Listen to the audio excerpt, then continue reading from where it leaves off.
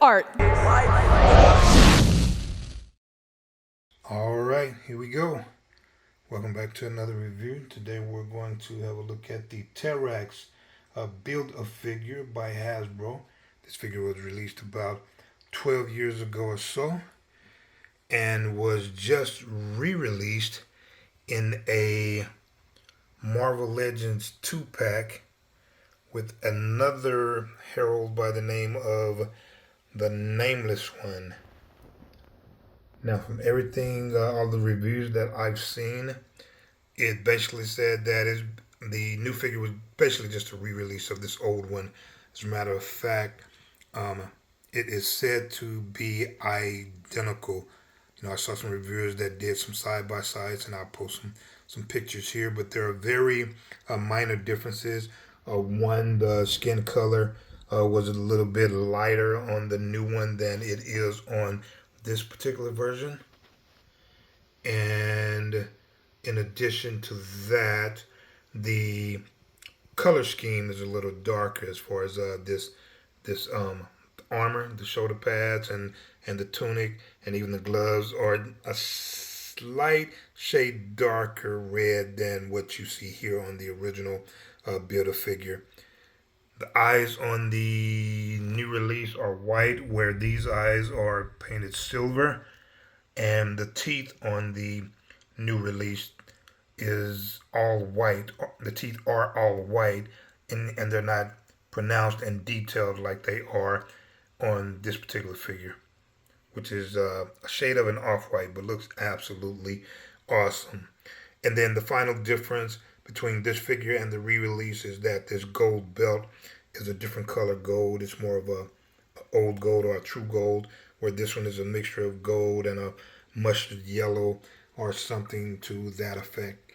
Oh, and there's one other thing. The axe on this particular figure is just a solid gray, plastic looking axe, where on the new re-release they did some sort of a black wash on it and made it the black ink or the black paint fill in between all of the cracks and crevices on the new figure.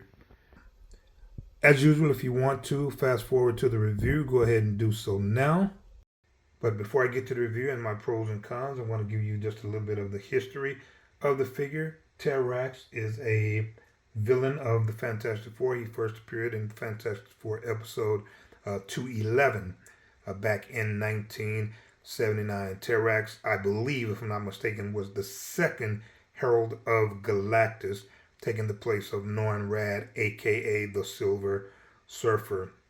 Throughout his travels or throughout the history of the books, Terrax, like all of the other Heralds of Galactus, at one point betrayed him.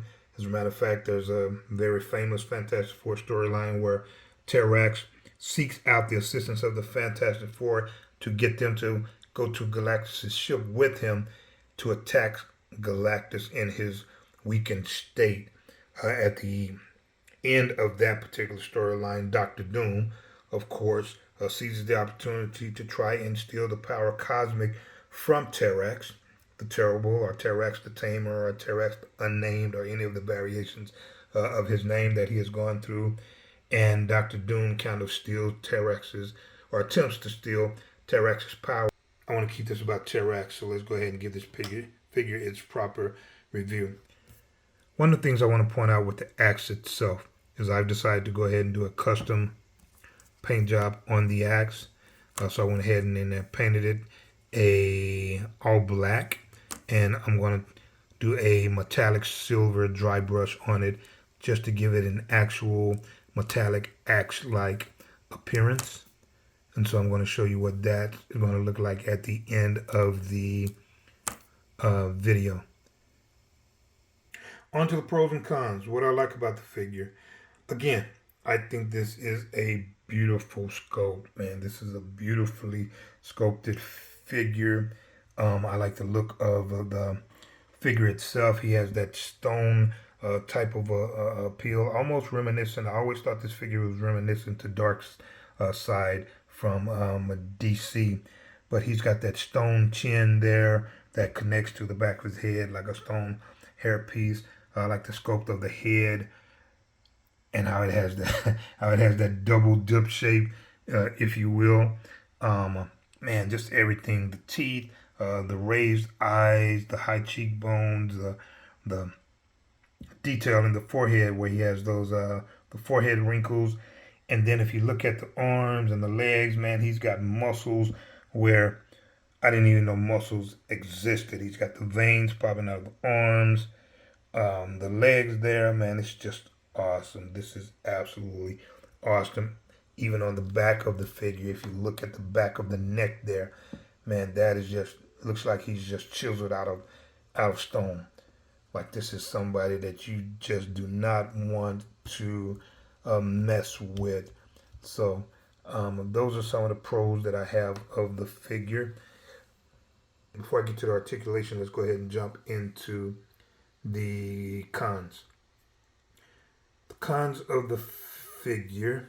I don't have many, but I will say that this armor itself just looks plastic.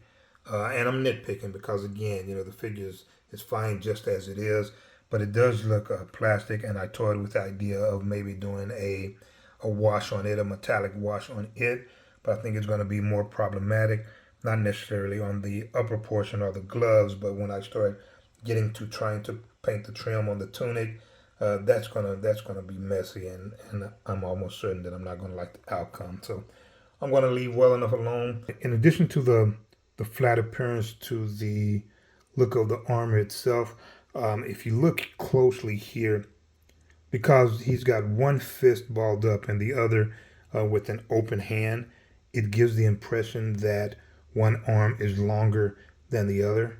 But again, it's nitpicking. You'd actually have to look at that in order to be able to notice it off the bat.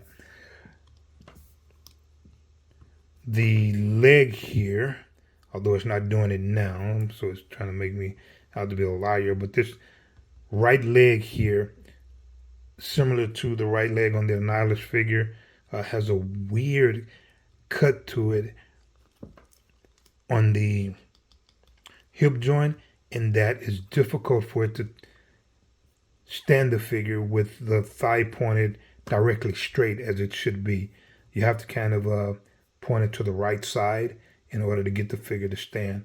So that's kind of I don't know, nitpicking again, but that it took me a while to get used to that.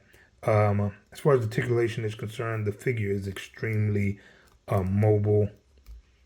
It's probably one of the most articulated figures that I have in my collection, and I don't know if it's because of that I got this figure used off of eBay or what, but it is so easy to move. So I don't know if it's the wear and tear in the joints or if it's just designed this way. You guys tell me if any of you out there have this figure. But it moves very easily. So as far as the articulation, let's start with the head. The head can rotate in a 360-degree angle. As far as looking up, it only goes that far because of the helmet on the back of the head. Does look down a good bit. He's got wrist swivel, which probably goes around in a 360-degree rotation, although the armor is connected, is actually connected by a peg from this to the belt to keep it in place, which actually causes the bottom of the tunic to kind of raise up and expose the ball joints on either side of the figure's legs, which kind of makes the tunic look like a skirt that's too short. But that having been said, again, it's pretty good. All right, we've got standard ball joints that can swing out like a T on the shoulders, 360-degree rotation, arms stretch out that wide. We've got a bicep swivel, 360 degree. We've got single jointed elbows.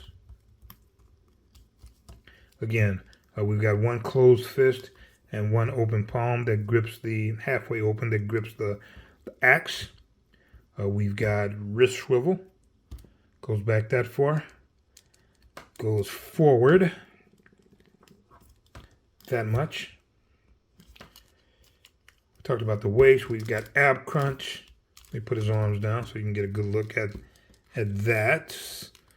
Swing the elbows back around.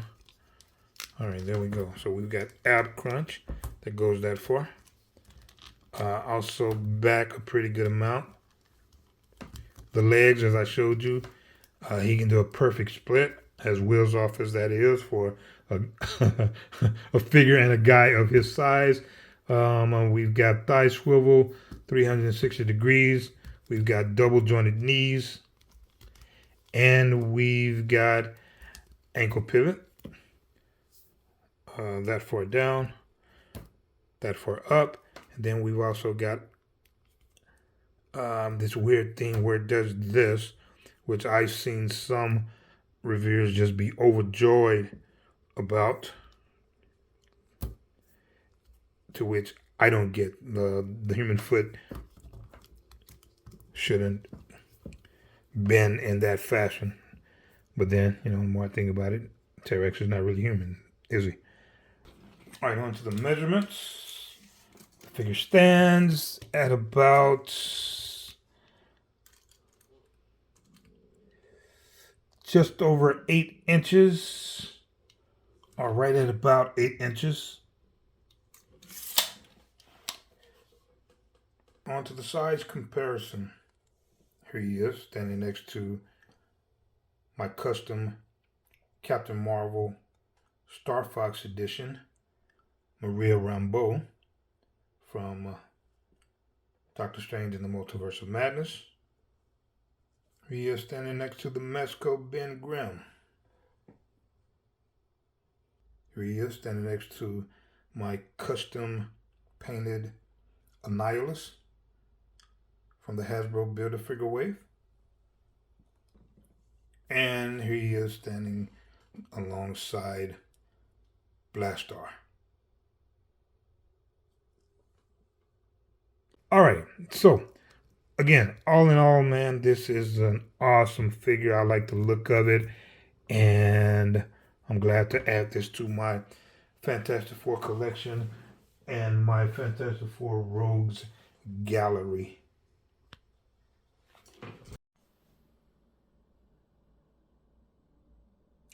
All right, so what we're going to do here, I'm going to go ahead and get started on the painting of the axe. As you can see, I've already painted it black, just a regular acrylic black. I probably should have gone ahead and covered it with the primer first that I normally do whenever I'm painting my head sculpts. But I decided not to. I didn't want to take the extra step of doing the primer and then coming back with a black. But I kind of started having second thoughts, as I don't know if you can see the little raised portion here, and that came as a result of when I first painted it. Once it dried, when I picked it up, some of the black remained stuck to the plastic here, and it kind of ripped it apart, and you can see that gray underneath. So basically this was just a black skin, almost like a snake's skin that's ready to peel off in one fluid motion. So I went ahead and repainted it with black and again, and let it dry again, and notice that disfiguration there, but I'm hoping that that won't show up once I do the actual dry brush. All right, here's the finished product. I decided to go ahead and not start all over with the primer and then the black base and then the metallic coat. I just went ahead and allowed it to dry and then came back with a clear coat to kind of seal it in, and I hope for the best. I hope for the best, but to be honest with you, I'm overjoyed with the way it turned out. It looks actually metallic, like it could actually be an actual weapon. And again, that black is shining through, that black base with the dry coat on top of it. And man, it looks absolutely awesome. So you guys let me know what you think. And it looks a lot better than that standard ugly gray plastic that it was originally. So I'm happy with it.